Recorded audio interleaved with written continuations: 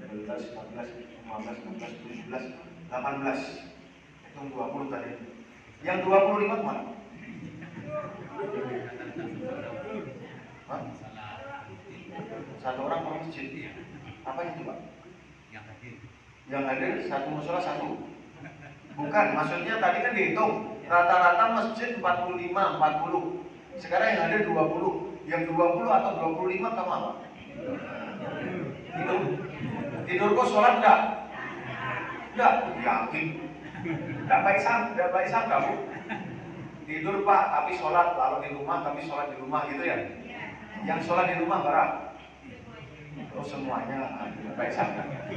Oke, kalau semua sholat lalu di rumah, enggak sholat di masjid, semuanya sholat di rumah, oke. Sekarang pertanyaan saya Bapak Ibu, yakinkah Bapak Ibu di tempat ini seluruhnya sudah sholat? Enggak, Bapak? Enggak. Pertanyaan saya balik, apakah Bapak Ibu yakin kalau di Jorongko ada yang masih tidak sholat? Yakin. Jadi kalau Bapak Ibu yakin ada di tempat ini yang masih tidak sholat, jangan salahkan siapa-siapa. Kalau di Jorong Bapak Ibu ada penjahat, ada pelaku LGBT, ada pelaku narkoba, ada suka nyolong, ada yang nanti bakal membunuh anak-anak kita dan Bapak Ibu sekalian, ada yang suka ribut masalah lain-lain sebagainya.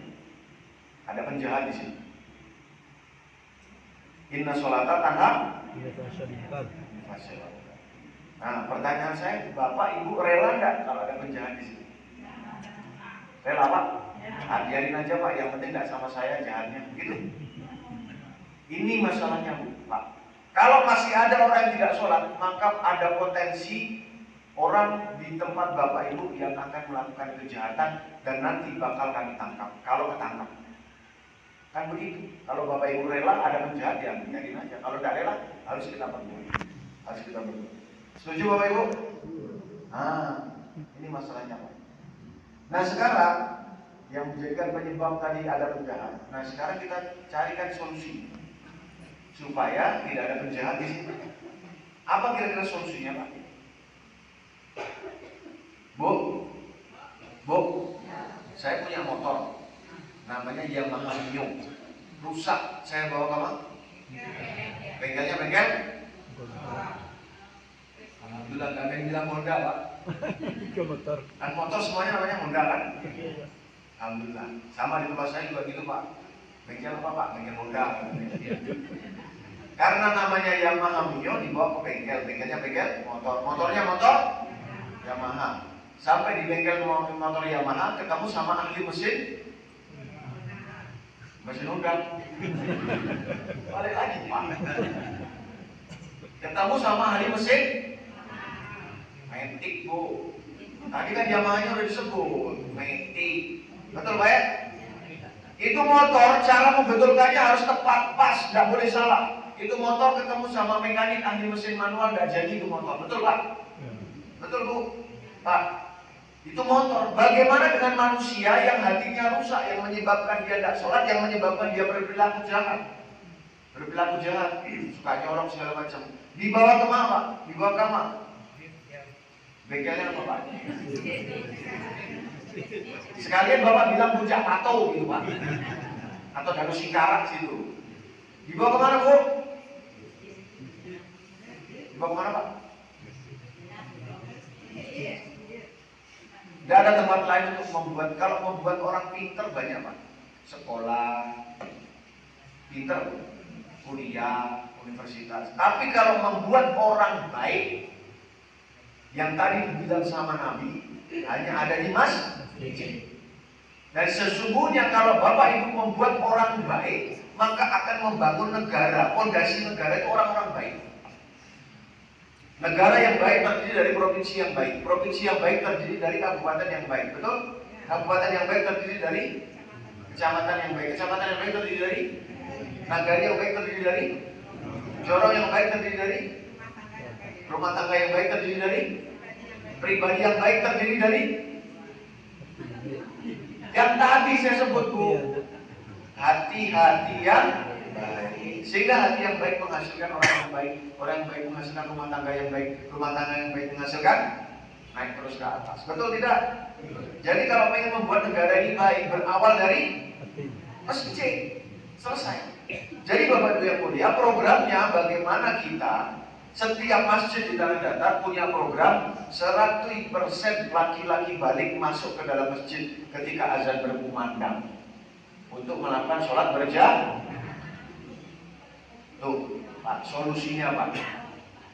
Dengan cara bagaimana ketika untuk membuat 100% laki-laki balik Pak? Nih caranya Bu, caranya. Orang di sini melihat kan manusia ada masjid di sini, ada. Mendengar azan, kenapa tidak datang? Bukan mata yang buta, tetapi bukan telinga yang tuli, tetapi mata dan hatinya, mata hatinya dan telinga hatinya tuh. Ada orang buta dan tuli duduk di tengah rel kereta api, apa yang dilakukan Pak? Ada orang buta dan tuli duduk di tengah rel kereta api, apa yang dilakukan? Membantu. Caranya menyeret. Memang tergandeng Bu menyeret. Bagaimana caranya? Dia menolong caranya. Pakai mic atau pakai handphone, ditelepon, Pak. Diangkat. Cara pertamanya Pak, tidak bisa pakai mic, tidak bisa pakai handphone karena buta dan tuh. Cara pertamanya Bapak Ibu datang ke sana, datang. Yang nomor 2, dielus-elus punggungnya, jangan diseret dulu. Karena dia nggak tahu siapa kita, betul Pak? Kalau guru-guru Ibu seret ngamuk dia, dipukul. Betul? Yang nomor 3 baru diangkat pelan-pelan, baru dipindah. Nah, saya ulangi caranya. Datang ke sana, dielus-elus punggungnya, diangkat pelan-pelan, baru dipindah. Bagaimana caranya? Ada saudara kita yang buta dan tuli hatinya tidak bisa ke masjid. Caranya bagaimana Pak?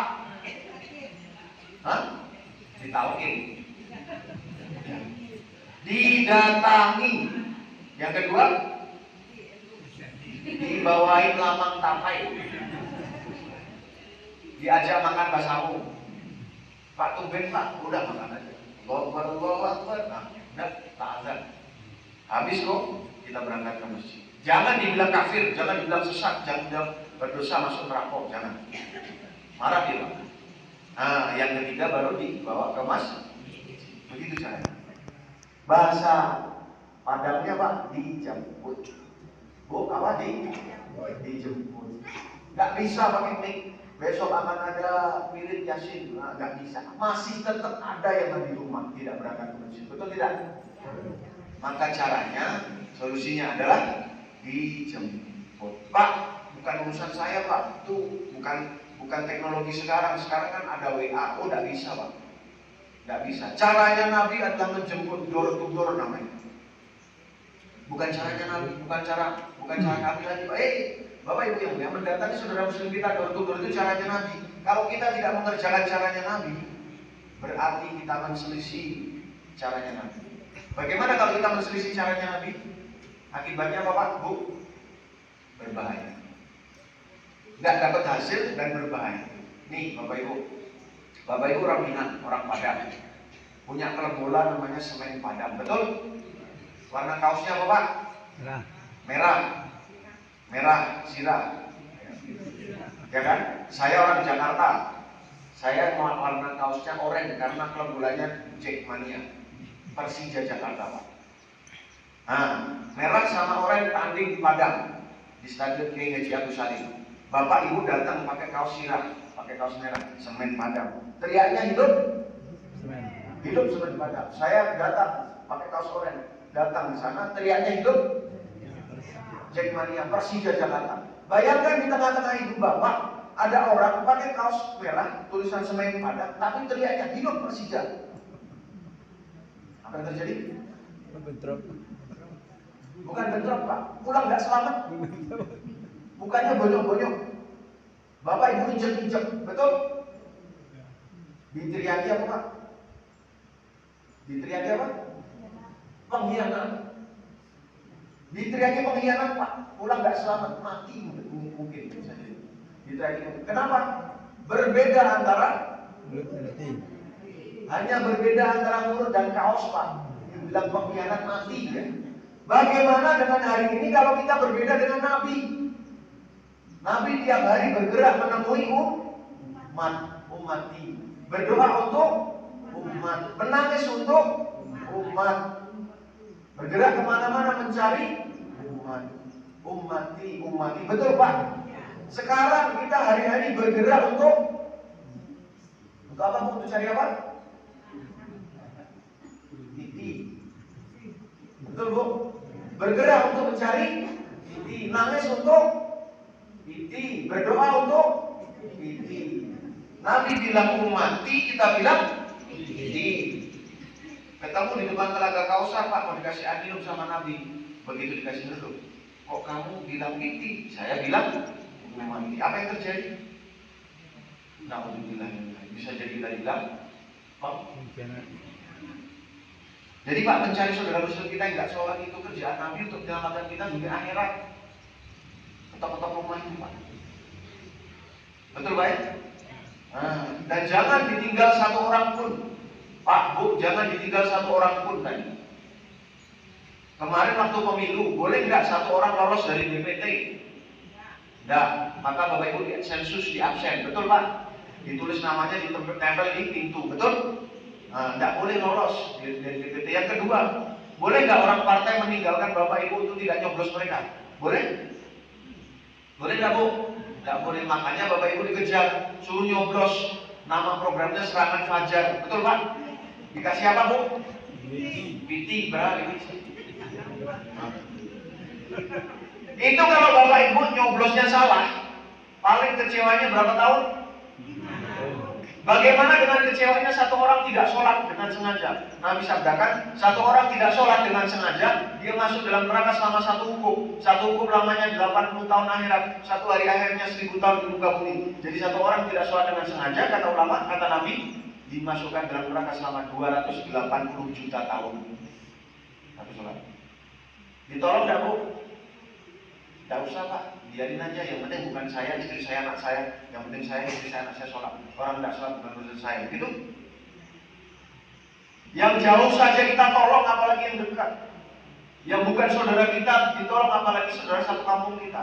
Orang Palestina Pak, mohon maaf, orang Palestina, kita tolong nggak? Kalau kita punya kemampuan kita ke sana, betul? Kalau tidak punya kemampuan kirim PT, betul? Sedangkan supaya tidak kelaparan dan lain sebagainya. Kalau tidak bisa kita minta sama Pak Imam kunut nazila. Kalau tidak bisa pakai doa Allahumma ansur lil muslimina wal muslimat di Palestina, betul? Itu yang jauh Pak, kita tolong, apalagi yang dekat. Padahal Bapak Ibu, orang Palestina kalau kena tembak, kena bom, mati kelaparan. Status matinya mati saya masuk mana? Surga. Masuk surga kan Bu? Ya. Tetangga kita nggak sholat pagi ini, mati besok pagi. Matinya mati masuk. Ada 2 orang di sana di depan, kecelakaan, naik motor, jebret, jatuh dua-duanya. Satu dengkulnya lecet, satunya jatuh, kakinya patah. Gara-gara tabrakan. Yang ditolong yang mana dulu? Yang kakinya patah. Ada 2 orang mau mati, satunya mati jelas masuk surga, satunya mati nyungsep masuk neraka. Yang ditolong yang mana dulu? Sudahkah Bapak Ibu menolong saudara kita yang pagi ini tidak sholat? Itu yang jadi masalah. Maka Bapak Ibu lihat, solusinya adalah supaya membuat orang selamat, tidak melakukan perbuatan fasya munkar, kejahatan, dijemput door to door. Itu Pak. Jangan ditinggal meskipun cuma 1 orang. Yang terakhir, yang keempat, siapa yang harus mengerjakan ini? Yang harus mengerjakan ini siapa? Kita semua. Bukan hanya Pak Ketua DKM, bukan hanya Pak Wali, Pak Jorok, bukan hanya Pak Polisi. Semua harus mengerjakan. Contoh Bapak Ibu, ada orang datang ke sini 2 orang ketemu sama Pak Ketua DKM. Pak, saya minta izin Pak, saya tidak mau merusak masjid Pak. Enggak Pak, jangan dirusak. Saya cuma mau minta izin memotong tiang masjid, boleh? Boleh Bu? Enggak boleh. Kenapa Pak? Karena masjidnya lumpuh. Memang ini masjid Bapak? Bukan. Pasti Bapak akan mengatakan ini masjid kami bertanggung jawab. Meskipun bukan masjid kami, ini bukan masjid saya, ini masjid kami harus bertanggung jawab. Gara-gara tiang masjid Pak, kita bertanggung jawab. Betul? Nabi SAW sabdakan, barang siapa dia sholat, dia menegakkan tiang agama, barang siapa dia tidak sholat merobohkan tiang. Pagi hari ini ada 25 orang merobohkan tiang agama. Bapak Ibu diam saja. Nah, yang jadi masalah. Maka saya ulangi, fenomenanya zaman jahiliyah masih ada. Kemudian yang kedua penyebabnya rusaknya agama dalam diri kita. Yang ketiga solusinya dijabui 100% lagi-lagi balik masuk dalam masjid. Yang keempat tanggung jawab kita semua. Bapak Ibu bayangkan kalau 1047 masjid di tanah datar, musola di tanah datar, seluruhnya 100% lagi-lagi balik masuk dalam masjid. Apa yang terjadi Pak? Walau anna ahlal qura amanu wa taqaw la fatahna alaihim barakatin minas samai wal ardh. Kalau seandainya penduduk dalam satu negeri beriman dan bertakwa, imannya sempurna, takwanya implementasi dari iman sempurna, Allah berikan keberkahan dari atas, keberkahan dari bawah.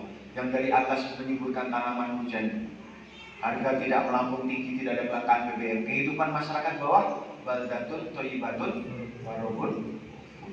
Kalau tidak ada Pak, yang dari atas jadi bencana, yang dari bawah jadi bencana. Nah, yang dari atas hujannya jadi galulung, angin puting beliung, tanah longsor, gempa bumi. Yang dari bawah kehidupan carut marut, harga-harga tidak terkontrol, anak berani kepada orang tua, orang banyak gantung diri, banyak sekali pembunuhan, LGBT, narkoba, geng motor, dan kejahatan-kejahatan yang lain. Maka jalan satu-satunya kembali kepada kitabullah, balikkan ke surah. Balik ke surah. Balik ke surah punya orang mana Bu? Punya orang mana Pak? Pak? Balik ke surah punya orang mana?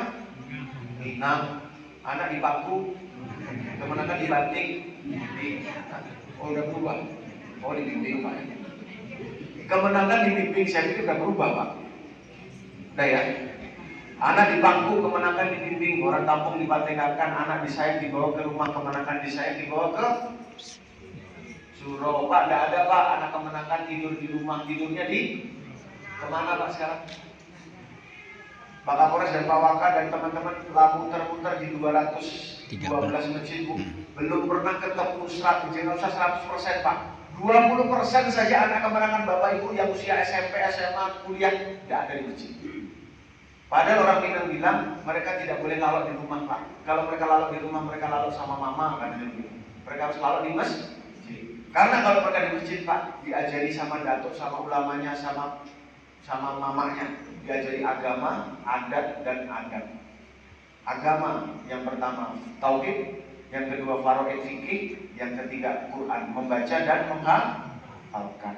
Yang kedua diajari adat dan sabana adat teradatkan, adat diadatkan, adat istiadat minangkabau. Yang ketiga diajari adab, mata takut titi, goro, silek, musyawarah mufakat dan lain sebagainya. Betul Bapak Ibu? Ya. Karena mereka tidak ada di masjid sekarang hari ini, mereka tidak belajar itu dari mamanya, tidak belajar itu dari datuk-datuknya, tidak belajar itu dari ulama-ulamanya. Mereka belajar dari setan gepeng. Rusak Pak Minangkabau. Betul? maka balikkan mereka ke sholat. Siap Bu? Siap Pak? Satu dua. Bu siap? Balikkan mereka ke surau, siap? Jadi tugasnya Pak, kalau sekarang ada 20 berarti besok pagi ada berapa Pak? 40 Pak. Ya Bu ya. Kalau besok pagi ada 40 hari Selasa, maka hari Rabu ada berapa Pak? Ada 80. Hari Rabu ada 80 berarti hari Kamis ada berapa? 160. Begitu tugasnya. Gampang Pak. Bapak pergi kemana-mana ketemu sama pemuda, nak udah sholat belum Pak? Sholat ke masjid. Mari kita jaga sholat supaya selamat di akhirat. Bapak beli bensin, beli pisang goreng, ketemu begitu. Bapak ada waktu maghrib sampai isya, dua ketok-ketok Pak. Mari kita ke masjid, mari kita ke masjid. Gampang. Untuk ibu-ibu, kalau punya suami belum ke masjid, Bu, sementara jangan dikasih jatah. Ya Bu? Bu, jatah makan gitu maksudnya. Suruh masak sendiri. Nanti kalau sudah kamu ke masjid saya masakin. Kalau belum ke masjid saya nggak masakin. Gitu Bu ya? Itu Pak. Yang paling terakhir Bapak Ibu ya, kerjakan saja. Kerjakan door to door. Kerjakan menjemput orang ke masjid. Kalau Bapak tidak kerjakan, umat tidak berubah. Ada Nabi di tengah-tengah jahiliyah, tapi Nabi belum mendapat wahyu untuk mengerjakan door to door, umat tidak berubah Pak. Nabi hanya bisa menangis di atas sebuah biro. Baru ketika Nabi mendapat ayat Iqra bismi rabbikal ladzi khalaq ya ayyuhal mudzatsir qum fa'anzir wa rabbaka fakabbir, maka umat mulai berubah. Abu Bakar masuk Islam, Sayyidina Ali masuk Islam, baru mulai berubah. Kalau Bapak Ibu tidak mengerjakan door to door, menjemput orang ke masjid 100% laki-laki balik ke dalam masjid Pak, umat tidak akan berubah. Tidak akan berubah kecuali Bapak Ibu kerjakan. Yang kedua istiqomah. Sampai kapan istiqomah? Sampai mati. Dan yang ketiga, jangan berpikir hasil. Pak ditentang Pak, ada yang tidak suka. Jangan dipikir Pak, tidak ada hasil. Jangan dipikir. Innaka la tahdi man ahbabta walakin Allah yahdi man yasha. Muhammad, kamu datang berkali-kali kepada Abu Thalib, tetap kamu tidak bisa kasih hidayah karena yang masih memberikan hidayah Allah. Kerjakan istiqomah, jangan berpikir hasil. Mudah-mudahan Bapak Ibu sekalian dengan 3 ini dan dengan kita tahu permasalahan tadi, kita kembali kepada Quran dan hadis. Masalah kita selesai dunia dan akhir. Kami Pak Waka, seluruh pejabat, Pak Kapolsek, Pak Kapolres, semuanya datang ke sini. Wujud kami tidak rela kalau ada bahasa syarat bahasa tidak rontok dari ranah kita. Dulu ada satu negara namanya sama seperti itu, turun datang satu raja kafir namanya Raja Philip. Dari Amanillah dirubah menjadi nama raja Philip. Akhirnya ibu kotanya Amanillah menjadi Manila. Kalau besok Bapak Ibu tidak peduli, maka jangan harap adat bahasa syarat bahasa kita akan hidup di rumah kita. Betul Bu? Sekarang sudah mulai lihat tanda-tandanya melakukan.